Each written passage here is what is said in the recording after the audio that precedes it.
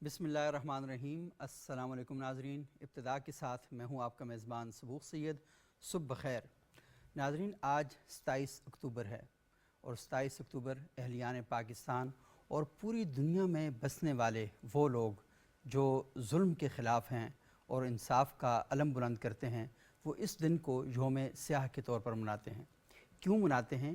کیونکہ یہ وہ دن ہے جب بھارت نے اپنی غاصب فوج کو غیر قانونی طور پر اور غیر آئینی طور پر کشمیر میں داخل کیا، اور بھارتی فوج جو ہی کشمیر میں داخل ہوئی اس وقت سے لے کر آج تک وہاں پر ظلم کی اور بربریت کی ایک ایسی داستان ہے کہ جسے انسان لکھنا چاہے تو لکھ نہیں سکتا، بولنا چاہے تو بول نہیں سکتا۔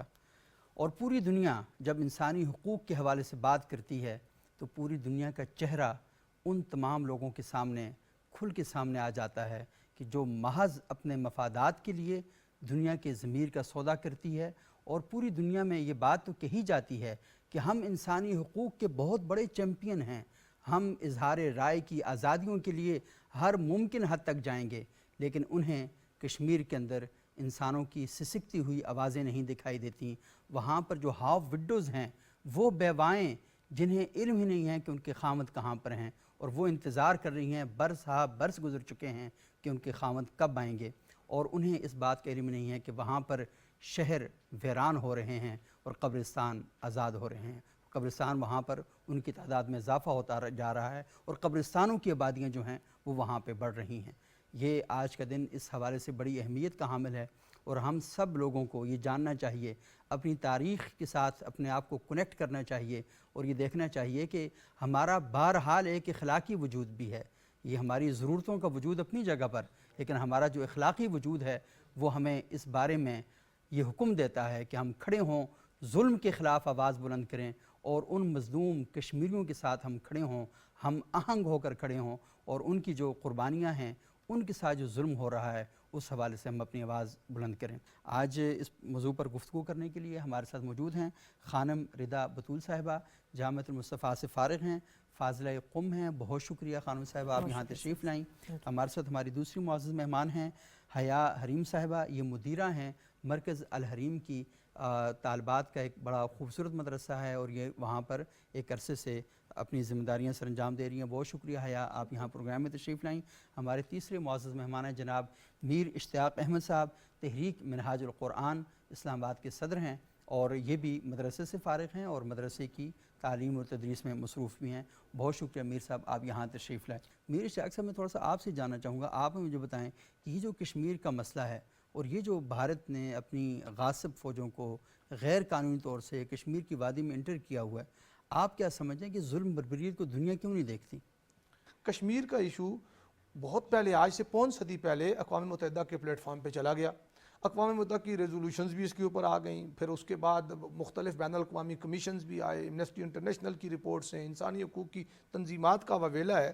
ہم خود سمجھنے سے قاصر ہیں کہ وہ دنیا جو جانوروں کے حقوق کی بات کرتی ہے، جو کتے بلوں کے حقوق کے تحفظ کی بات کرتی ہے جی، اور وہ دنیا جس کو وہ بڑی طاقتیں، اس میں آپ نام لے لیں اگر امریکہ کی یا باقی اس طرح کی جو بین الاقوامی طاقتیں ہیں، نیٹو فورسز کی بات کر لیں، انہیں عراق کے اندر سیاسی حقوق کی پامالی پر صدام حکومت کا تختہ لوٹنے کی بھی جلدی ہوتی ہے، افغانستان تک بھی وہ پہنچ جاتے ہیں، دنیا کے ہر خطے میں۔ لیکن 5 صدی سے 1 لاکھ سے زیادہ نہتے مظلوم کشمیریوں کا خون انہیں نظر کیوں نہیں آتا؟ ان کے اپنے آزاد ادارے آ کر حالات کا جائزہ لیتے ہیں، رپورٹس پیش کرتے ہیں، اس کے بعد بین الاقوامی جو ہمارا فورم ہے، دیکھو اقوام متحدہ کی پھر کیا ضرورت باقی رہ جاتی ہے سر؟ اس کا اخلاقی جواز سید صاحب کیا بچ جاتا ہے کہ اگر وہ دنیا کے اندر بین الاقوامی سطح پر قوموں کے درمیان کے جھگڑوں کو بھی مٹا نہیں سکتی؟ اس کی فارمیشن کس کے لیے ہوئی تھی؟ اس کی بنیاد کس لیے ڈالی گئی تھی؟ اگر آپ یہی رویہ رکھیں گے کہ غزہ کے اڑتی ہوئی بوٹیاں اور خون آپ کو نظر نہیں آئے گا، اور آپ کو کشمیر کے اندر لٹتی عصمتیں، کٹتی جوانیاں اور ہر مہلک قسم کے ہتھیاروں کا استعمال آپ کو نظر نہیں آئے گا، اور باقی دنیا کی کسی جگہ کا مسئلہ ہو تو آپ چند سالوں میں اس کو حل کر لیتے ہیں، آپ کا جناب وہ سلامتی کونسل کے اجلاس بھی ہنگامی آ جاتے ہیں۔ بین الاقوامی سطح کا جو سب سے بڑا فورم ہے، عالمی عدالت انصاف ہے، اقوام متحدہ کا فورم ہے، ہم تو اس سے یہی اپیل کشمیریوں کو بھی کرتے دیکھتے آ رہے ہیں پچھلی جتنے ہماری زندگی ہے، اور آج بھی ہم اسی کی طرف دیکھ رہے ہیں۔ مجبوراً کشمیریوں نے اپنے حقوق کے لیے اپنے حق خود ارادیت کے لیے ہتھیار بھی اٹھا کے دیکھ لیے. انہوں نے ہتھیاروں کو چھوڑ کر سیاسی جدوجہد کا آل پارٹی حریت کانفرنس کے پلیٹ فارم سے کر کے دیکھ لی. انہوں نے الیکشن کے ڈراموں کو بھی تسلیم کیا, اس میں سے بھی گزر کے دیکھ لیا. آج کے دن, آج سے 5 صدی پہلے جو ناجائز قبضہ ہوا تھا, آئے دن انڈین فورسز کی تعداد میں اضافہ ہو رہا ہے, ان کے جبر میں اضافہ ہو رہا ہے. ابھی یہ دیکھیں 4-5 سال پہلے انہوں نے بنیادی آئینی حقوق جو آئین ہندوستان کشمیریوں کو دیتا ہے, ان کے الگ تشخص کے, انہوں نے وہ بھی چھین لیا. پھر کشمیر کے اندر غیر اعلانیہ ایک مدت تک کا کرفیو اور ان کے سیاسی حقوق کا تعطل. کہاں گئی آزادی اظہار رائے, کہاں گئے انسانی حقوق؟ عورتوں کے حقوق کے اوپر بہت واویلا ہوتا ہے. تو جس قدر عورت کشمیر کی مظلوم ہے, دنیا کے کس خطے میں اس طرح, یا آج غزہ کی ہے, لیکن آج سے پچھلی 5 صدی سے آپ کریں نا, اتنی تسلسل سے کس حصے میں اتنے بچوں کو یتیم کیا گیا. جیسے آپ نے بات کی انٹرو میں, اتنے قبرستان آباد ہوئے, ان کو تو مطلب گننا بھول گئے کہ ہمارے کتنے لوگ شہید ہو گئے. میں سمجھتا ہوں یہ سیاسی ایشو نہیں ہے, یہ کوئی علاقائی جغرافیائی ایشو نہیں ہے, یہ کسی اور ٹائپ کا نہیں, یہ بنیادی انسانی حقوق کا مسئلہ ہے. بین الاقوامی طاقتوں کو اس پہ سوچنا بھی چاہیے, اسٹیک ہولڈرز کو بیٹھنا بھی چاہیے. 3 فریق ہیں سید صاحب, ایک کشمیری خود ہیں کیونکہ بنیادی فریق تو وہی ہے, انہیں چھوڑ کر اس مسئلے کا حل تو ممکن نہیں ہے. ایک انڈیا اس لیے ہے کہ اس نے ناجائز قبضہ کر رکھا ہے اور اسے اپنا ٹوٹ انگ کہتا ہے, اس کے کم از کم دعوے کو جانچا تو جائے گا, قابض فریق ہے جی, قابض ہے. تیسرا پاکستان اس کا فریق ہے کہ کشمیریوں کے دل بھی اس کے ساتھ دھڑکتے ہیں, اور انڈیا اب بھی نہیں سمجھ پایا, امریکہ اب بھی نہیں سمجھ پایا کہ ان کی بندوقوں کے سائے میں شہید ہونے والے کشمیریوں کی تدفین پاکستان کے پرچم میں ہوتی ہے. وہ گولیوں کی تڑتڑاہٹ کے باوجود مقبوضہ علاقوں میں پاکستان زندہ باد کے نعرے لگاتے ہیں. تو آزادی اظہار رائے کا احترام کریں, ان کی رائے تو آ چکی, ان کا جو حق خود ارادیت کا استعمال ہے, یا ان کا جو آزادانہ استعمال کہ ہم کس کے ساتھ رہنا چاہتے ہیں, بین الاقوامی فورم نے انہیں یہی دیا کہ وہ خود آزادانہ رہنا چاہیں, پاکستان سے علاق کریں یا ہندوستان سے کریں. وہ تو 5 صدی سے چیخ رہے ہیں کہ پاکستان سے رشتہ کیا, لا الہ الا اللہ. تو اس کی بنیاد پہ انہیں پاکستان کے حوالے کر دینا چاہیے.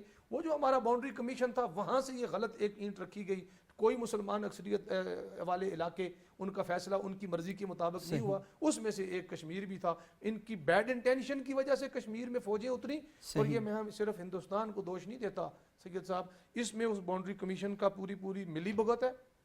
انہوں نے, گوروں نے یہ بات چھوڑی, خالی چھوڑی, اس مسئلے کو حل طلب چھوڑا. اگر اس وقت یہ مسئلہ حل ہو جاتا تو اتنے انسانوں کی جہاں پر انہوں نے مسئلہ حل کرنے کی کوشش کی, وہاں پر آج تک مسائل موجود ہیں. یعنی مسئلہ حل اس طریقے سے کیا کہ مسئلہ پہلے سے زیادہ بگڑ گیا اور پرابلم پیدا ہو گئی. میں رضا صاحبہ آپ سے جاننا چاہوں گا کہ ہم پوری دنیا میں انسانی حقوق کے حوالے سے بات کرتے ہیں, لیکن کشمیر کی جو عورت ہے, بہت اچھا بات کی میری اشتیاق صاحب نے, وہ تڑپ رہی ہے, وہ سسک رہی ہے, روزانہ اس کے سہاگ اجڑ رہے ہیں, ماؤں کی گود سے بچے چھینے جا رہے ہیں, لیکن اس کے باوجود پوری دنیا میں کوئی بات نہیں ہو رہی. یہ کیا وجہ ہے؟ مطلب ہے کہ ہم اپنا مقدمہ پوری دنیا میں پیش کر رہے ہیں, احتجاج ہو رہے ہیں, پوری دنیا میں یوم سیاہ منایا جا رہا ہے, لیکن دنیا ہماری بات کیوں نہیں سن رہی؟ سبق صاحب, سوال کی جہاں تک بات ہے بہت حساس بھی ہے اور اس پر بات کرنی چاہیے. جب ہم بات کرتے ہیں نا مظلوم کی آواز کی, صحیح, یا کسی کا سہاگ اجڑنے کی, یا کسی کا باپ دنیا سے چلا جائے گا, تو یہ درد وہ درد ہے جب تک آپ فیل نہیں کریں گے نا, ایسے ہی تب تک آپ کسی کا خون بہہ جائے, کسی کا قتل ہو جائے, کسی کی بوٹیاں ہو جائیں, اگر احساس نہیں ہے تو یہ آج کا یوم سیاہ یا کل کی ریلیاں یا کل کا جو بھی احتجاجات, کوئی فائدہ نہیں ہوگا. فائدہ کب ہے؟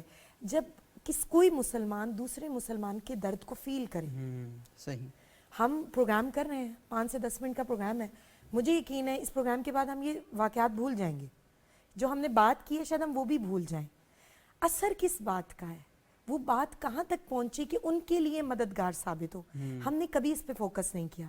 میں نے بات کی اگر فلسطین کے بارے میں نے بات کی اگر کشمیر کے بارے میں, تو میں کس انداز میں بات کر رہی ہوں کہ وہ حکومت تک پہنچ ہی نہیں رہی. صحیح. یا یہ سال گزر جاتا ہے, اگلا سال آ جاتا ہے, پھر یوم سیاہ آ جائے گا, ہم پھر اس کو منائیں گے یا ان ایام کو منائیں گے, کیا فائدہ؟ تبدیلی کہاں پر ہے؟ کیوں ہم میں سے کچھ افراد مل کر ایک قوم بن کر, ایک معاشرہ بن کر ان کی مدد نہیں کرتے ہیں؟ پھر لوگ کہتے ہیں کس طرح سے مدد کریں, کس طرح سے ہم ان کی ہیلپ کریں. کیا صرف روٹی کپڑا مکان دے دینے سے ان کی مدد ہو جائے گی؟ نہیں. ان کی آواز کے ساتھ آواز ملانا. آغا صاحب نے بڑی خوبصورت بات کی کہ انہیں چاہیے 3 آپشن دیے گئے, یا پاکستان سے مل جائیں, ٹھیک ہے, یا بھارت کے ساتھ مل جائیں, یا آزادانہ زندگی گزاریں. ان 3 موقف پر ہم کام کیوں نہیں کرتے؟ اگر آج یوم سیاہ منا رہے ہیں تو ان 3 موقف میں سے کوئی ایک موقف ہمارا احتجاج اتنا سٹرونگ ہونا چاہیے کہ کوئی ایک موقف ان کے حق میں بن جائے. اصلا کشمیر تو یہ ڈیمانڈ کر رہا ہے نا کہ وہ پاکستان کے ساتھ شامل ہونا چاہتا ہے, ٹھیک ہے, اور اسی وجہ سے بھارت اقوام متحدہ کی جو قرارداد ہے ان پر عمل نہیں کر رہا. ٹھیک ہے, تو اقوام متحدہ یعنی پوری دنیا اکٹھی ہوئی, اس نے بھارت سے کہا کہ آپ وہاں پر استصواب رائے کروائیں. ٹھیک ہے, تو انڈیا اس بات کو ماننے کے لیے تیار نہیں ہے. نہیں, کیوں اور جی یہ بات اگر کوئی اور ملک نہ مانتا, صحیح, اس وقت پوری دنیا اپنی فوجوں کے ساتھ لشکر کشی کر چکی ہوتی. ٹھیک ہے, کشمیر پر وہ یہ نہیں کر رہی. یعنی اس کا سٹینڈ جو ہے اقوام متحدہ کا, وہ ادارہ ہی ایک طرح سے کنٹروورشل ہو چکا ہے. یعنی وہ ایک خاص کانٹیکس میں آ کے ہم یہ دیکھتے ہیں کہ وہ جب آپ اقوام متحدہ کی بات نہیں مان رہے, اقوام متحدہ جب چاہتا ہے کسی ملک پر پابندیاں لگا دیتا ہے, وہ پابندیاں ہو جاتی ہیں. آپ انڈیا پر پابندیاں نہیں لگاتے. اس کا مطلب کیا ہوا؟ اس کا مطلب یہ ہوا کہ آپ نے اس دنیا میں ظلم کرنے کے لیے درندے جو ہیں آزاد رکھے ہوئے کہ آپ دنیا میں ظلم کرتے رہیں. ہمارا جو اخلاقی وجود ہے اور وہ ہم سے اس بات کا تقاضا کرتا ہے کہ آپ دنیا کے اندر کہیں پر بھی ظلم ہو رہا ہو تو ہم اس کے لیے آواز بلند کرتے ہیں. اور دیکھیں کہ ہماری جو مذہبی تعلیمات ہیں وہ بھی ہمیں یہ بات بتاتی ہیں کہ آپ نے ظلم کے خلاف کھڑے ہونا ہے. اور آپ یہ دیکھیں قرآن پاک میں اللہ تعالیٰ نے 2 قوموں کو قابل لعنت قرار دیا ہے. ایک کہا ہے کہ لعنت اللہ علی قوم ظالمین, یہ ظالموں کی قوم ہے, اور آج تک میں نے نہیں دیکھا کسی شخص نے اپنے نام کے ساتھ آگے ظالم لکھا ہو. یعنی وہ ظالم بھی سمجھتا ہے کہ یہ اتنا قابل لعنت فعل ہے کہ وہ ظلم کر رہا ہے, اپنے آپ کو ظالم نہیں کہتا. تو ہمارا بنیادی مسئلہ یہ ہے کہ ہمارے مسائل بھی ہیں, آپ کے مسائل بھی ہوں گے, لیکن ہمارا اخلاقی وجود ہم سے یہ تقاضا کرتا ہے کہ اس دنیا کے اندر کسی کونے میں انسانیت کے ساتھ ظلم ہو رہا ہے تو ہم بحیثیت مسلمان اور بحیثیت ایک آئین پسند اور امن پسند شہری کے اس ظلم کے خلاف کھڑے ہوں, آواز بلند کریں. جی اشتیاق صاحب. سید صاحب, میں بحیثیت کشمیری, چونکہ میرا تعلق کشمیر سے ہے, میں اس چیز کو بہت قریب سے میں نے دیکھا بھی ہے. آزادی کا بیس کیمپ جو ہے وہ میرا ڈسٹرکٹ ہے. سیدھی سی بات ہے کہ میں بحیثیت کشمیری یہ اسٹیٹمنٹ دے رہا ہوں آفیشیل آپ کے نیشنل ٹیلی ویژن پر کہ پاکستان اپنے حصے کا بہت سارا کام کر چکا ہے اور اب بھی کر رہا ہے. صحیح. ہم پاکستان کے بھی اور اپنی ریاست, ہمارے جو اماج گاہ یا ہمارے لیے جو سایہ اور ایک ڈھارس جس سے بنتی ہے, اس کا شکریہ ادا کرنے کے ساتھ ساتھ ہمارا فخر ہے پاکستان کی جو فورسز ہیں. صحیح. وہ بہرحال جب یہ ظلم جس حد تک آ کے رکا ہوا ہے اور وہ یہ کنٹرول لائن کو کراس نہیں کر پا رہا, تو اس کے سامنے پاکستان کی طاقت اور فورسز کا ایک رو بھی تو ہے. لیکن جو ہم نعرے لگاتے ہیں نا سر, جو ایل او سی کے اس طرف لگتے ہیں یا اس طرف لگتے ہیں کہ پاکستان سے رشتہ کیا, لا الہ الا اللہ, آپ نے بجا فرمایا کہ عوامی سطح پر اس کی اویئرنیس کی ضرورت ہے کہ ہمارا پاکستان سے رشتہ صرف جغرافیائی نہیں, ہمارا عقیدے کا رشتہ ہے, ہمارا ثقافت کا رشتہ ہے, ہمارا تہذیبی رشتہ ہے. اور ہندوستان سے اس کے مقابلے میں ہمارا کوئی رشتہ نہیں بنتا, نہ جغرافیائی, وہ ایک کوریڈور انہیں دیا گیا کشمیر میں داخل ہونے کے لیے, اس کے علاوہ ہمارا جغرافیہ اس سے نہیں ملتا, ہماری تہذیب, تمدن, ثقافت, سوچ, فکر, کوئی شے اس سے نہیں ملتی, نہ ہم ملنا چاہتے ہیں. بین الاقوامی طاقتیں اور دنیا انصاف کے چیمپئن اور علمبردار یہ سوچیں کہ یہ لاکھوں انسان کو یہ آپ کے سامنے پچھلے 5 صدی سے اپنی آزادی کے لیے, بنیادی حق کے لیے چیخ رہے ہیں, خدا کے لیے ان مظلوموں کا ساتھ دیں. اور بین الاقوامی طاقتوں کے ساتھ ساتھ مسلم دنیا سر 56-57 اسلامی ممالک کہاں ہیں, OIC کی قراردادیں کافی نہیں ہیں. اگر مسلم بلاک ہی ایک جگہ پہ اکٹھا ہو کے کشمیر ایشو کے لیے بیک آواز بین الاقوامی سطح پر, میں سمجھتا ہوں سیکورٹی کونسل میں یا کسی اور جگہ پر وہ اپنے مطالبے کو رکھے, تو ان مظلوموں کے دکھوں کا مداوع ہو سکتا ہے. OIC کو اس میں کردار ادا کرنا چاہیے. پاکستان بحیثیت ریاست داخلی اور خارجی بہت سارے مسائل کا شکار ہے, اس کے باوجود کشمیر پالیسی پر پاکستان کا سٹینڈ ہمارے لیے حوصلے کا باعث ہے. لیکن امہ کی ذمہ داری مسلم قوم ایک جسد واحد کی طرح ہے. وہ کب سوچیں گے؟ جس دن وہ اٹھ گئے, اس دن انشاءاللہ دنیا میں کہیں بھی مسلمان مظلوم نہیں رہے. اور سب سے بڑی بات یہ ہے کہ جو بون آف کنٹینشن ہے, جیسے ہم کہتے ہیں نا کہ انڈیا کے ساتھ ہمارے جو تعلقات ہیں, اس کی جو بنیادی وجہ ہے وہ مسئلہ کشمیر ہی ہے. جی ایسے ہی ہے. اور ہم جب بھی انڈیا کے ساتھ بات کرتے ہیں تو ہم یہ والی بات کرتے ہیں کہ کشمیر کا مسئلہ سب سے پہلے حل کرو. خطے کا امن بھی اسی سے مشروط ہے. کیونکہ خطے کا امن اس سے مشروط ہے, اور آپ باقی جتنے بھی معاملات ہیں وہ سارے آسانی سے حل ہو سکتے ہیں. لیکن سب سے پہلی بات یہ ہے کہ کشمیر میں 1947 میں 27 اکتوبر کے روز آپ نے غیر قانونی طور پر غاصب فوجوں کے حوالے کیا ہے, اور انہوں نے وہاں پر جا کر ظلم کا اور خون کا ایک بازار گرم کیا ہے. آپ ان کشمیریوں سے معافی مانگیں, سب سے پہلے اس مسئلے کو حل کریں. اقوام متحدہ کی قرارداد, ہماری بات نہ کریں, اقوام متحدہ کی قراردادوں کے مطابق اس مسئلے کو حل کروائیں تاکہ یہ مسئلہ اس وقت خطے میں حالات امن کو و امان چھوڑتے کے. اب 2 اٹامک پاورز آمنے سامنے ہیں. جی ہاں دنیا بالکل, کو ہاں یہ سوچنا چاہیے, دنیا کو بھی یہ سوچنا چاہیے, اور خود ہمارے لیے بھی بڑا اہم ہے کہ اگر ہم اس خطے کو معاشی حوالے سے مضبوط کرنا چاہتے ہیں اور اس خطے کی تعمیر اور ترقی میں اپنا کردار ادا کرنا چاہتے ہیں تو کشمیر کا مسئلہ ایک سلگتا ہوا مسئلہ ہے. بے شک. اس مسئلے کو حل کیے بغیر آپ اس خطے کے اندر امن کا خواب دیکھنا بھول جائیں.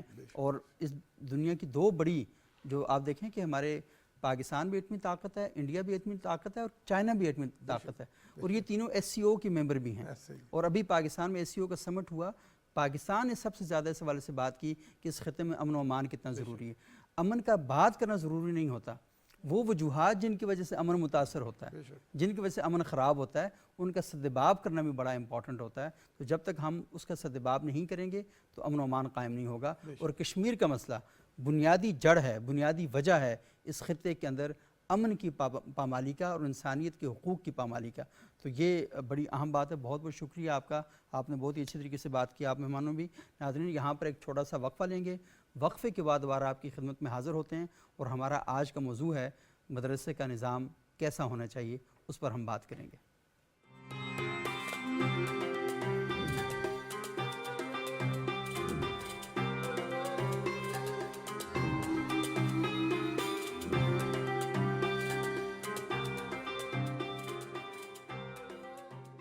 ناظرین وقفے کے بعد ایک بار پھر پروگرام میں خوش آمدید. آج ہم جس موضوع پر گفتگو کر رہے ہیں وہ بھی بڑی اہمیت کا حامل ہے. وہ اس حوالے سے اہمیت کا حامل ہے کہ پاکستان میں ایک بہت بڑی تعداد ہے دینی مدارس کی, اور تمام مسالک کے دینی مدارس موجود ہیں. اور پاکستان میں تقریباً 15 کے قریب جو امتحانی بورڈ ہیں دینی مدارس کے وہ موجود ہیں, اور جو نمایاں اور سب سے بڑے بورڈ ہیں جس میں وفاق المدارس السلفیہ پاکستان ہے, وفاق المدارس الشیعہ ہے, وفاق المدارس العربیہ ہے, اسی طرح تنظیم المدارس ہے, رابطۃ المدارس ہے, اور اس کے علاوہ دیگر بھی کئی مدارس جو ہیں ان کے امتحانی بورڈ جو ہیں وہ بن چکے ہیں. 15 کے قریب یہ بورڈ ہیں, اور پاکستان بھر میں 40 لاکھ سے زیادہ تعداد ہے طلبہ اور طالبات کی جو دینی مدارس میں زیر تعلیم ہے. یہ جو مدارس ہیں ان کے حوالے سے کافی باتیں کی جا رہی ہیں, ان کے نصاب کے حوالے سے بات بھی کی جاتی ہے, اور ان مدارس کا جو مزاج ہے اس حوالے سے بات کی جاتی ہے, اور ان مدارس کا جو نظام ہے اس کے حوالے سے بات کی جاتی ہے. ایک بات اگر کہی جائے تو وہ یہ ہے کہ ان مدارس کی وجہ سے پاکستان کا ایک بہت بڑا بوجھ جو ہے وہ حکومت کے کندھوں سے اتر کر ایک پرائیویٹ سیکٹر کے اندر موجود ہے. جہاں پاکستان میں پرائیویٹ تعلیمی ادارے ہیں وہاں پر یہ جو مدارس ہیں ان کا ایک خاص امتیاز ہے. وہ امتیاز یہ ہے کہ یہ بچوں کو رہنے سہنے سے لے کر کھانے پینے سے لے کر ان کی تعلیم کی تمام تر ضروریات کو پورا کرتے ہیں, اور یہ سارا کام اس سوسائٹی کی پبلک جو فنڈنگ ہے اس سے اس کو پورا کر رہے ہوتے ہیں. اور ان کے کچھ گلے شکوے بھی ہیں, لیکن بہرحال ہم نے دیکھنا ہے کہ ایک پازیٹیو جو چیز ہے ان مدارس کے حوالے سے اس پر بھی ہمیں بات کرنی ہے, اور جہاں پر کوئی کمی کوتاہی ہے یا جہاں پر کچھ خامی ہے اسے امپروو کیسے کیا جا سکتا ہے اس پر بھی ہم بات کرنا چاہیں گے. ردا صاحبہ میں گفتگو کا آغاز آپ سے کروں گا. یہ جو مدرسہ ہے یہ کیا ہے اور اس مدرسے کا نظام کیا ہے؟ سبق صاحب سوال کی بات ہے جہاں تک, پہلے تو میں آپ کی بہت شکر گزار ہوں, اور PTV نیوز کی بھی, اتنا خوبصورت موضوع جس پر ہم بات کر رہے ہیں اور بہت حساس بھی ہے. جس طرح سے اساتذہ کو کیسا ہونا چاہیے وہ بھی حساس موضوع تھا, اسی طرح سے اساتذہ بنتا ہی مدارس کے نظام سے, تو اس طرح یہ بھی حساس موضوع ہے. اگر ہم بات کریں مدارس سے ہٹ کر ایک ماحول کی اور ایک معاشرے کی, تو لفظ مدارس بنتا ہی ماحول سے ہے اور اس کے نظام سے ہے. ہم کسی کو مدرسہ اس لیے کہتے ہیں کیونکہ وہاں پر آپ کی تربیت ہے. وہاں پر صرف اور صرف تربیت آپ کی ڈگری کی حد تک نہیں ہے, وہاں آپ کی تربیت اخلاقیات کے طور پر بھی کی جاتی ہے. وہاں آپ کی تربیت جس کہتے ہیں نا وہ کیا کہتے ہیں ایک نفس سازی, نفس کا آپ کا محاسبہ, یہ سب کچھ آپ کو مدرسے میں ملتا ہے. افسوس کا مقام یہ کہ ہم نے مدرسے کے مطلب کو ہی بدل دیا ہے. میں نے شاید پچھلے پروگرام میں بھی ایک بات ذکر کی تھی کہ ہمارے لیے جو سب سے تھکا ہوا بچہ یا جو نالائق ہے ہم ان کا رخ مدارس کی جانب کرتے ہیں, لیکن یہ بھول جاتے ہیں کہ وہ بچہ بہت مختلف ہے. اور وہی بچہ جب اس کو اچھا ماحول ملتا ہے, اچھا اس کی ایک چوائس ہوتی ہے, اچھا مدرسہ ملتا ہے, تو وہ ایک اچھا انسان بن کے دنیا کے سامنے آتا ہے صحیح جو تربیت کرنے والا بنتا ہے. اب جہاں پر مدرسے کے ماحول کی بات کی جاتی ہے نا, تو مجھے لگتا ہے کتابی لفظوں سے زیادہ, آپ کے کورس سے زیادہ, آپ کے نصاب سے زیادہ ایک بچے پر, مدرسے میں پڑھنے والے صحیح. بچے پر اس کا ماحول بہت اثر کرتا ہے. صحیح بالکل. آپ کو کہتے ہیں نا کچھ چیزیں انسان ماحول کو بڑا کتابیں important نہیں ہوتا ہے. سکھاتی ہیں بلکہ ماحول سکھاتا ہے. ٹھیک ہے, لوگ آپ کو سکھاتے ہیں, لوگوں مدرسے کے کے کلاس رویے روم سے بڑھ کے جو دنیا کا کلاس روم ہے نا وہ زیادہ سکھاتا ہے آپ کو. زیادہ سکھاتا ہے. اس لیے میں کچھ ایک جملے پڑھ رہی تھی کہ آپ کو زیادہ ڈگریاں اور آپ کی تعلیم آپ کو زیادہ علم نہیں سکھاتی ہے, لوگوں کے رویے اور ماحول آپ کو جو سکھاتا ہے نا ایسے ہی. وہ کتاب آپ کو نہیں سکھا سکتی ہے. فار ایگزامپل آپ نے پرشین سیکھنی ہے, انگلش سیکھنی ہے, کوئی بھی لینگویج سیکھنی ہے, استاد آپ کو جتنا پڑھا لے, لیکن اگر ماحول آپ کا وہ نہیں ہے جس میں آپ بول چال کر سکیں یا اس کی پریکٹس کر سکیں تو آپ کوئی لینگویج نہیں سیکھ سکتے. ایسے ہی ہمارے اسی لہجے, طرح ہماری الفاظ کے استعمال کرنے کے طریقے, برتنے, ساری جی. چیزیں وہیں سے آتی ہیں. وہیں سے آتی ہیں. اگر آپ چاہتے ہیں کہ بچہ بہت دیندار بن جائے اور دین اور دنیا دونوں کو ساتھ لے کر چلے تو پہلی بات مدرسے کی سلیکشن بہت ضروری ہے. آپ پیرنٹس ہیں, اگر آپ بچے کے لیے کوئی مدرسہ سلیکٹ کر رہے ہیں تو بہت سوچ فکر اور بچار سے کریں. کیوں؟ کیونکہ وہ ہفتے کے 4 سے 5 دن مدرسے میں ہیں اور چھٹی کا 1 دن شاید آپ کے ساتھ ہو. صحیح. تو جہاں پر جس کا زیادہ وقت گزرتا ہے نا, آپ اس کو بڑا پیسفلی, بڑا سوچ کے, بڑے انتخاب کے ساتھ اس کا انتخاب کرتے ہیں. صحیح. ورنہ تو اگر آپ کسی بچے کو جا کر چھوڑ آئیں اور آپ مطمئن ہیں کہ وہ دینی تعلیم حاصل کر رہا ہے تو ایسا نہیں ہے. صحیح. افسوس کے ساتھ کہنا چاہوں گی ہر مدرسہ دیندار نہیں ہے. اچھا یہ کیا نہیں بات کر رہی ہیں آپ؟ یہ بہت بڑا جملہ ہے. ہر مدرسہ دیندار نہیں ہے. تو کیوں؟ مدرسہ تو ہوتا ہی دین کے لیے, تو وہ کیوں؟ کیسے دیندار نہیں؟ ہم نے اس کو بنا لیا نا. ضروری نہیں کہ ہر مدرسہ آپ کو دیندار بنا کر نکلے. اچھا اگر دیندار بنا کر نکلتا ہے تو مجھے بتائیں, سالہ سال اتنے طلبہ فارغ و تحصیل ہوتے ہیں نا, تو کیوں وہ دین کی تعریف کرتے ہوئے نظر نہیں آتے؟ کیوں وہ اپنی اس ڈگری کو چھپا کر, ٹھیک ہے, دوسری ڈگریوں کے پیچھے لگ جاتے ہیں؟ کیوں ان کے لیے وہ ڈگری مفید نہیں ہے؟ یہ میری لائف کا تجربہ ہے. آپ جب مدرسے سے نکلتے ہیں نا تو ہر مدرسہ آپ کو دین نہیں سکھاتا ہے. کچھ چیزیں آپ کو فرائڈ اپ کر دیتی ہیں کہ بھئی میں نے 4 سال گزارے, مجھے ان 4 سالوں سے کیا ملا. بہت سارے ایسے طلباء ہیں جب بات کرتے ہیں تو وہ کہتے ہیں بھئی ہم نے تو دینی ڈگری لی ہے, ہمارے لیے مفید نہیں بن رہی.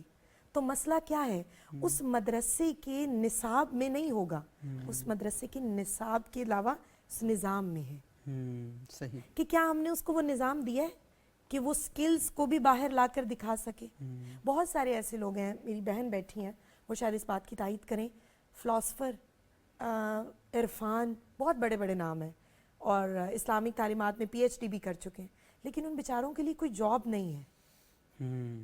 کیوں؟ کیونکہ ہم بس انہیں پڑھاتے رہتے ہیں, لیکن کس طرح سے استاد بننا ہے. یعنی آپ یہ کہہ رہی ہیں کہ مدرسہ مارکیٹ کے ساتھ کنیکٹڈ نہیں ہے, نہیں ہے جس کی وجہ سے جاب اپورچونٹی. ہاں, یہ جملہ ایک چھپا تھا بہت بڑے فلسفے میں. جی جی کہ ہر مدرسہ آپ کو دین نہیں دیتا ہے, ہر مدرسہ آپ کو دین میں اور دنیا میں سروائیو کرنے کے اصول نہیں دیتا ہے. صحیح. تو بہت ضروری ہے کہ جب آپ مدرسہ بنائیں, جتنا آپ اس کے نظام پہ کام کر رہے ہیں اتنا اس کو اٹریکٹیو بھی بنائیں. اٹریکٹیو بنائیں تاکہ وہ زیادہ بچوں کے لیے زیادہ بہتر ہو. اچھا حیا حریم صاحبہ, آپ نے مدرسے سے پڑھا اور مدرسہ آپ نے بنا بھی دیا اور پڑھا بھی رہی ہیں وہاں پہ. آپ کا جو سارا تجربہ ہے مدرسے کے بارے میں وہ کیا ہے, اور خود آپ کھڑی ہو کے سوچتی ہیں جب کہ مدرسہ ہے کیا, تو ذہن میں جواب کیا آتا ہے آپ کے؟ بہت شکریہ آپ کا کہ مجھے اس موضوع پر بات کرنے کا موقع دیا. یہ موضوع میرے دل کے بہت قریب ہے. جب ہم مدارس کی بات کرتے ہیں, مدارس کے نصاب کی, ماحول کی, نظام کی, تو یہ موضوع مجھے ہمیشہ سے بہت اچھا لگتا ہے اور میں چاہتی ہوں کہ اس کے حوالے سے ہم بات کریں کیونکہ اس میں ہمیں بہت سارے پہلو نظر آتے ہیں. اچھا, جب ہم اس میں بات کرتے ہیں نا کہ مدرسہ اصل میں ہے کیا, صحیح, تو دیکھیے مدرسہ ایک تربیت گاہ ہے, ایک درس کی جگہ ہے جہاں مختلف قسم کی تربیت ہوتی ہے. صرف تعلیمی تربیت نہیں, جسمانی تربیت بھی, فکری تربیت بھی, اور یعنی ماحول میں رہنے سہنے کی تربیت بھی.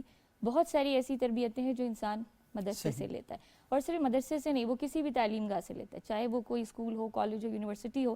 مجھے یہاں پر ایک چیز نا ہمیشہ سے بہت حیران کرتی ہے کہ جب بھی ہم مدارس کی بات کرتے ہیں یا ہمارے معاشرے میں مدارس کی بات ہوتی ہے تو اس کا نا ہم فوراً سے یونیورسٹی اور کالجز کے ساتھ موازنہ کرنے لگ جاتے ہیں. صحیح. تو میں ہمیشہ سے یہی کہتی ہوں کہ اس کا موازنہ بنتا نہیں ہے کہ ہم مدرسے کا موازنہ کریں. ظاہر سی بات ہے کہ اس پر بات کرنے کے لیے نا ہمیں اس کے عوامل, اس کے اسباب, اس کی وجوہات, وہ ساری چیزیں دیکھنی پڑیں گی. مدارس جن ماحول میں ہیں, ان کے جو وسائل ہیں, ان کے ایک جو پورا سسٹم ہے وہ بالکل الگ ہے نا اسکول اور کالجز سے.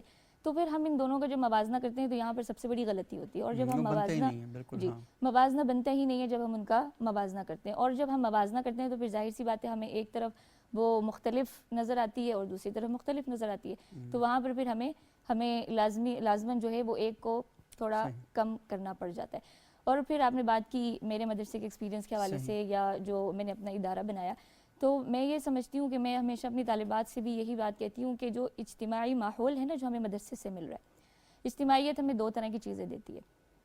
یا تو آپ اس اجتماعیت میں آ کے بن جائیں یا آپ اس میں آ کے بگڑ جائیں, یعنی دونوں طرح کے مواقع آپ کے پاس ہیں. تو اب اس کے اندر ہمیشہ ہم مدارس کو بلیم نہیں کر سکتے کہ اس نے طالب علم کو نہیں بنایا. اب اجتماعیت میں جب بچے ایک ساتھ رہ رہے ہیں, لڑکیاں ایک ساتھ رہتی ہیں, تو انہیں بہت ساری چیزوں پہ کمپرومائز بھی کرنا پڑتا ہے. اور صرف مدرسے میں نہیں, گھروں میں بھی کرنا پڑتا ہے. جہاں پہ ہمارے جوائنٹ فیملی سسٹمز ہیں وہاں پر بھی ہمیں کرنا پڑتا ہے. کبھی کسی کو برداشت کرنا پڑتا ہے, کبھی کسی چیز میں اپنے حق کو تھوڑا کم کرنا پڑتا ہے. یہ تو ایک ہماری معاشرتی تربیت ہے نا. تو اجتماعی ماحول میں سمجھتی ہوں کہ ہمارے لیے بہت نعمت ہے, اور وہ ہمیں زیادہ تر مدارس میں ملتے ہیں طلباء طالبات کو. تو اس میں ہمارے پاس دونوں قسم کے مواقع ہوتے ہیں, یا ہم بن جائیں یا ہم بگڑ جائیں. اور پھر یہ ہر ایک کی اپنی فطرت, اپنا مزاج, اپنا ایک پورا بیک گراؤنڈ ہوتا ہے کہ وہ کس طریقے سے کس ماحول میں ڈھلتا ہے اور اس کو کس نظریے سے دیکھتا ہے. تو اس میں یہ بہت زیادہ ضروری ہے کہ مثبت حکمت عملی ہو, مثبت سوچ ہو, مثبت نظر ہو, تو اس میں ہم بہت ساری چیزوں کو سمجھ سکتے ہیں. صحیح, ٹھیک ہو گیا. اچھا میر اشتیاق صاحب, یہ دونوں جواب آپ نے سنے کہ مدرسہ اصل میں ہے کیا. آپ تھوڑا سا ہسٹوریکلی یا اس دور کے مطابق بتائیں کہ آپ کیا سوچتے ہیں کہ مدرسہ کیا ہے. بسم اللہ الرحمن الرحیم. شکریہ سید صاحب. واقعتاً یہ بڑا اہم, حساس بھی اور ہمارے معاشرتی مختلف ضرورتوں اور تقاضوں کے ساتھ جڑا ہوا موضوع ہے. بنیادی طور پر کسی بھی چیز کے 2 رخ ہوتے ہیں, 2 اس کے اسپیکٹس ہو سکتے ہیں, منفی اور مثبت, پازیٹیو نیگیٹو. میرے خیال میں اگر اس کی پہلے ہم مثبت پہلوؤں کو دیکھیں تو بجا طور پر بہت سارا ایسا کام ہے خواندگی کو, یعنی آپ کے لٹریسی ریٹ کو بڑھانے کا, لوگوں کو, غریب گھرانوں کو تعلیم باہم مفت پہنچانے کا, اچھی تعلیم دینے کا, اسی طریقے سے معاشرے کے بوجھ کو بانٹنے کا. وہ ان کی رہائش قیام و طعام کے حوالے سے بھی ہے, وہ تعلیم و تعلم کے حوالے سے بھی ہے. اسی طریقے سے بہت سارے ایسے بچے جن کے سر پہ سرپرستی نہیں ہوتی اور براہ راست انہیں کسی نہ کسی اسٹیٹ یا کسی ادارے کی سرپرستی میں ہونا چاہیے, ان لوگوں کو ان کی جو لک آفٹر کرنا یا انہیں ان کی نگرانی انہیں مہیا کر کے انہیں گھر کا ماحول مہیا کرنا, اس طرح کے بے شمار ایسے کام ہیں جو مدارس نے اپنے ذمے والنٹیرلی لیے ہوئے ہیں. کسی ادارے نے, کسی اتھارٹی نے ان کے ذمہ نہیں لگائے, انہوں نے رضاکارانہ طور پر ان کاموں کو اپنے ذمہ لیا ہوا ہے. اور بہرحال ہزار تنقید کے باوجود یہ ان کا ایک ایسا کارنامہ ہے جس کی تعریف کیے بغیر کوئی بندہ رہ نہیں سکتا.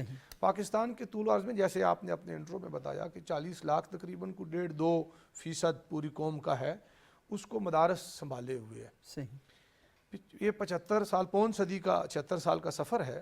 اس میں آپ دیکھیں کہ کبھی بھی ایسا نہیں ہوا کہ مدارس کو کسی نے باقاعدہ منظم کوشش کی ہو کہ قومی ادارے میں یہ آ جائیں. اور جیسے ابھی میری بہن بات کر رہی تھی کہ ہمارے جو پبلک سیکٹر کے, یعنی گورنمنٹ سیکٹر کے جو ادارے ہیں, یونیورسٹیز یا کالجز, ان کے ساتھ کمپیریزن تو کیا جاتا ہے, لیکن فنڈنگ کرنے میں یا انہیں فائنانس کرنے میں یا ان کی سرپرستی کرنے کے حوالے سے کبھی بھی ان کے مد مقابل ان کو کوئی بھی کھڑا نہیں کرتا. تو بہت ساری کمیوں کوتاہیوں کے باوجود, سر آپ کے پاس کتنے شرح خواندگی ابھی کیا ہے, اور اس میں آپ نکال لیجئے کہ کتنے فیصد اس میں مدارس کی طرف سے اس میں آپ کا حصہ شامل کیا گیا ہے. پھر بغیر کسی, آپ نے کہا نا وہ پبلک فنڈنگ سے اپنے فنڈز اور وسائل جنریٹ کرنا, سید صاحب آپ جانتے ہیں اٹ سیلف یہ بہت مشکل کام ہے. یہ بغیر کسی رونے کے, بغیر کسی احتجاج کے, بغیر کسی واویلے کے, وہ اپنے وسائل بھی خود پیدا کرتے ہیں, اپنے تعمیرات بھی خود کرتے ہیں بچوں کو, اور بہت اچھا, وہ ہم جو تنقید والا پورشن ہے اس کو الگ رکھتے ہیں, بہت اچھا ہیلدی نصاب ان کو پڑھایا جاتا ہے. اگر تھوڑی سی کو منظم سرپرستی انہیں مل جائے تو میں سمجھتا ہوں کہ بہت بین الاقوامی سطح کے اسکالرز ہمارے مدارس میں تیار ہو سکتے ہیں. جتنی مشکل اور جتنی آپ کہیں کہ انہیں ثقیل قسم کے علوم فنون سے اور کتابوں کے کتاب خوانی سے گزارا جاتا ہے. صحیح. یقیناً ہر جگہ اصلاح کی گنجائش ہوتی ہے، لیکن ابتداً میں یہی کہوں گا کہ مدارس بورڈ کا کردار اپنی جگہ پر، دینی جماعتوں کا کردار اپنی جگہ پر، دور گاؤں گوٹھ میں جہاں مدارس بورڈ بھی نہیں پہنچ پاتے، جہاں جماعتیں نہیں پہنچ پاتی، للہیت کے جذبے کے تحت سر بہت سارے لوگ ہیں. آپ یقیناً آپ کا جو آبزرویشن ہے وہ ہم سے زیادہ ہے. آپ دیہاتوں میں ریموٹ ایریاز میں چلے جائیں نا، وہاں بھی تعلیم و تعلم کا سلسلہ جاری ہے اور بہت اچھے طریقے سے. ایک حافظ جی بیٹھے جہاں اگر کسی مسجد میں صرف حفظ کروا رہے ہیں نا سر، اور وہ 6 مہینے کے بعد انہیں ایک گھر سے 1 کلو 1.5 کلو دانے ملتے ہیں. اب بھی بعض جگہوں پہ یہ رواج ہے. اس کے اوپر وہ کانے ہیں اور اپنا کام وہ اپنی ذمہ داری سمجھتے ہیں. خیرکم من تعلم القرآن وعلمہ کے تحت وہ لگے ہوئے ہیں. میں سمجھتا ہوں یہ مسجدوں سے گونجنے والی اذانیں اس گئے گزرے افراتفری کے دور میں بھی یہ مدارس کے مرہون منت ہے، ان کے دم قدم سے ہے. ہمیں ان پہ تنقید بھی کرنی چاہیے، ان کی جو خرابیاں خامیاں ہیں ان کی اصلاح کی کوشش کرنے کے ساتھ ساتھ ان کی سرپرستی کر کے انہیں قومی دھارے میں لا کر باقی اداروں کے برابر انہیں کھڑا. ہوتا کیا ہے، وسائل کی کمی، آپ نے انوائرمنٹ کا ڈسکس کیا میرے پیش رو نے، اس کے اندر جناب مواقع کا ذکر کیا. یہ ساری کی ساری چیزیں مہیا کی جا سکتی ہیں. اس خلا کو پر کیا جا سکتا ہے اور انہیں اس ایک مطلب آپ کہنا کہ آن بورڈ لینا، آن بورڈ لے کر انہیں یہ احساس دلانے کی ضرورت ہے کہ آپ باقی طلباء کی طرح طالب علموں، آپ باقی اداروں میں پڑھنے والے اسٹوڈنٹس کی طرح آپ کے حقوق بھی ہیں، آپ کے ان کی طرح آپ کو وہ پریولیجز بھی آپ کو ملیں گے اور آپ کا ایک ذمہ داری بھی مستقبل میں آپ کی انتظار کر رہی ہے. صحیح. خامی اسی جگہ پر ہے جہاں سے خوبی شروع ہوتی ہے. ان لوگوں نے مدارس کی سر داغ بیل ڈالی ہے نا، انہوں نے شاید وہاں وقتی ضرورتوں کو پیش نظر رکھ دیا، زیادہ آگے نہیں دیکھ سکے. یا چلیں اس وقت نہیں دیکھ سکے تو اب دیکھ لیں. جو آگے مستقبل کی طرف دیکھ کے بچوں کی پلاننگ کر رہے ہیں نا، کسی آج سے کچھ سال پہلے ریاست پاکستان نے بھی کوشش کی تھی ماڈل مدرساز بنانے کی یا انہیں قومی ادارے میں لانے کی. میں سمجھتا ہوں جس بھی گورنمنٹ نے کی، بہرحال وہ ایک اچھی ایفرٹ تھی. اس کو تھوڑا سا آگے اس قدم کو آگے بڑھانا چاہیے اور مدارس کی تھوڑی سی سرپرستی کر کے نصاب سازی جو ایک ہمارا بڑا ایشو ہے اس میں کچھ بنیادی تبدیلیاں لا کر ماحول سر اب بھی بہتر ہے. صحیح. میں اس بات پہ بالکل بھی میں ماننے کو تیار نہیں ہوں. ماحول اب بھی یعنی مور آر لیس تھوڑا بہت کمی بیشی تو ہو سکتی ہے، لیکن ماحول آج بھی ہمارے تعلیمی اداروں سے مدارس کا اس لیے بہتر ہے کہ آپ معاشرے میں عملی زندگی میں ڈھونڈیں نا، والدین سے ملیں، آپ سروے کریں، 100 بندوں کو لیں، 50 کالج پڑھنے یونیورسٹی پڑھنے والوں کو، میں خود ساری زندگی کالج یونیورسٹی پڑھا ہوں، 50 آپ مدرسہ پڑھنے والوں کو ہے، وہاں بھی ہم پڑھیں. کتنے لوگ اوبیڈینٹ ہیں، ہیلپ فل ہیں، معاشرے کے لیے معاون ہیں، ان کے اندر خدمت انسانی کا جذبہ ہے ادھر پڑھنے والوں میں، اور کتنے لوگ ادھر پڑھنے والوں. ایک پازیٹیوٹی ان کے اندر ہے، یعنی جس کو آپ ایک ہیومنٹی کہیں یا ہیومنزم کہیں، وہ ان کے اندر پیدا کیا جاتا ہے.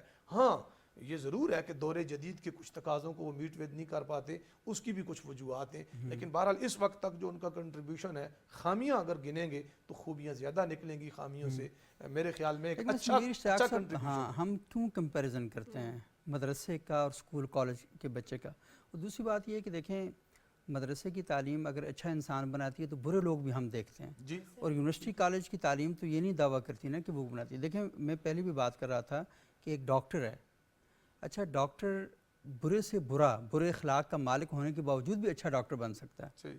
لیکن کوئی عالم برے اخلاق کے ساتھ اچھا عالم نہیں بن سکتا. بالکل صحیح. کیونکہ اس کی بنیادی خوبی کے اندر یہ چیز شامل ہے. صحیح ہے. تو اس کو صبح و شام جو پڑھایا جاتا ہے وہ درس ہی یہی ہے کہ تمہارا اخلاق اچھا ہونا چاہیے، تمہارا کردار اچھا ہونا چاہیے. لیکن آپ دیکھ لیں کہ سوسائٹی کے اندر فرقہ وارانہ ایشوز ہیں، اور ہمیں ان مہینوں میں جن مہینوں کا احترام مشرکین مکہ بھی کیا کرتے تھے، ان مہینوں میں پاکستان میں امن کمیٹیاں بنانی پڑتی ہیں. تو اس کا مطلب ہے کہیں پرابلم تو موجود ہے نا. اگر ہاں علماء کے داخلوں کی لسٹیں جاری کر دی جاتی ہیں کہ یہ جو علماء ہیں ان شہروں میں داخل نہیں ہوں گے، تو یہ چیزیں بھی مطلب میں کہہ رہا ہوں اصل میں جو کمپیریزن ہے نا، میں ایک جملہ سبب ہے اس کا. کمپیریزن اس لیے کیا جاتا ہے کہ ایک ہی معاشرے میں دونوں بچے رہ رہے ہیں یا بچیاں رہ رہی ہیں جو مدارس میں اور کالجز میں پڑھ رہے ہیں. سم ٹائمز ایسے ہوتا ہے کہ ایک بچہ میرا نکل رہا ہے کالج کے لیے اور ایک مدرسہ کے لیے، پھر وہ واپس بھی آتے ہیں، ان کے رویے بھی ناپے جاتے ہیں، پھر انہوں نے عملی زندگی میں پرفارم ایک ہی چھتری کے نیچے کرنا ہے، تو کمپیریزن تو ہوگا. نہیں اصل میں دیکھیں ان کا دونوں کا دعویٰ مختلف ہے. جی جی. کیونکہ یہ جو کالج یونیورسٹی میں پڑھنے والے بچے ہیں نا، یہ ان سارے मदारस को चलाने वाले भी यही हैं, इस मदरसों को फ़ंड भी यही करते हैं, इन मदरसों के लिए खैर के काम भी यही करते हैं। मदारस के बच्चे तो मदरसा बनाते हैं ना, वहाँ पढ़ते हैं, पढ़ाते हैं, उनकी जो ज़िंदगी की सारी ज़रूरियात हैं हुकूमत नहीं पूरी कर रही, वो इन्हीं तालीमी इदारों से निकले हुए बच्चे, क्योंकि फिर बाज़ वक़्त ऐसा हो जाता है ना कि हम कहीं ज़्यादती कर जाते हैं, और वो बिल्कुल उनको अलग थलग करके एहसास कमजोरी का शिकार होते हैं ना, जब उनके पास अच्छाई है, जैसे वो लेकिन रिदा ने इस बात मौजू की पर थी, हम हाँ, वो आगे जाकर जब उनकी कहीं उन जगह नहीं बनती, स्कोप नहीं रहता उनके लिए, तो फिर वो दूसरी चीज़ों की तरफ रुख करते हैं। हम तो ये कह रहे हैं कि उन्हें किसी ना किसी तरीके से मुफीद बनाया जाए। और ये दोनों जो बच्चे हैं, मैं कह रहा हूँ जो मदारस के अंदर पढ़ने वाले तवाज़ुन हैं कायम हो जी, और जो स्कूल कॉलेज में पढ़ने वाले हैं, ये दोनों जो हैं इस माशरे के बच्चे हैं और इस माशरे के लिए खैर का और इस माशरे की खूबसूरत बका का मज़हर हैं। इन दोनों को सपोर्ट करना चाहिए। बहुत बहुत शुक्रिया आपका, मीर इश्तियाक अहमद साहब, हया हरीम साहिबा, रिदा बतूल साहिबा। मुझे पता है कि आपके दिमाग में कोई बातें हैं, लेकिन ये हमारा आखिरी प्रोग्राम नहीं है, इंशाल्लाह मज़ीद प्रोग्राम भी करेंगे और इन मौज़ूआत पर हम बातचीत करते रहेंगे। नाज़रीन, आज आपने गुफ्तगू सुनी और हमने 2 मौज़ूआत पर बात की, क्योंकि पहला मौज़ू हमारा 1947 में आज ही का दिन था, 27 अक्टूबर, जिसमें भारत ने अपनी फ़ौजों को गैर कानूनी तौर पर कश्मीर में दाखिल किया और आज तक वो फ़ौजें जो हैं कश्मीर के अंदर मौजूद हैं और आज तक कश्मीर का जो जज्बा हुर्रियत है वो बाकी है। वहाँ पे लोग लड़ रहे हैं, अपने हुकूक़ के लिए हर प्लेटफार्म पर जद्दोजहद कर रहे हैं और पाकिस्तान में ही नहीं, श्रीनगर में नहीं, बल्कि पूरी दुनिया में हम देखते हैं कि वो अपने काज के लिए कोशिशें कर रहे हैं। और दूसरा मौजू हमारा आज का था कि मदरसे का निज़ाम कैसा होना चाहिए। ये मौजू ऐसा है कि जो तशना है, इस पर हम मज़ीद बात भी करेंगे और ताकि सबका नुक्ता नज़र खुल के हमारे सामने आए। आज हमें इजाज़त दीजिएगा, बहुत शुक्रिया। अगले प्रोग्राम में दोबारा आपसे मुलाकात होती है।